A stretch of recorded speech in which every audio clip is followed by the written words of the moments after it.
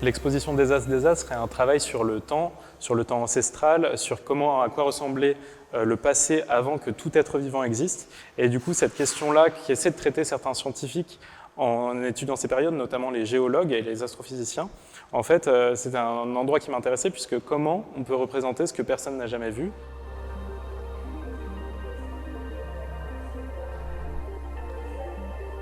J'ai travaillé avec un laboratoire à Aix-en-Provence qui s'appelle le CEREG et avec qui on a photographié des météorites qui en fait sont protoplanétaires, donc qui datent d'avant la planète Terre. Et en fait, ce qu'on voit sur les différents modules derrière moi sont des motifs de météorites zoomés du coup des milliers de fois et qui donnent des indices aux scientifiques de cette période. En fait, le désastre, c'est enlever l'astre, c'est désastrer.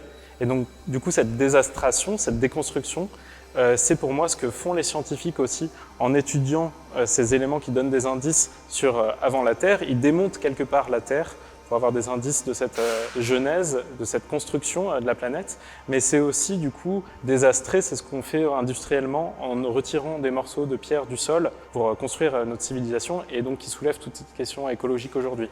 Donc ce désastre, c'est aussi une hésitation entre une construction et une reconstruction, c'est-à-dire ce que font les scientifiques en essayant de reconstruire un monde ancien et ce qu'on détruit, ce qu'on déconstruit aussi industriellement aujourd'hui.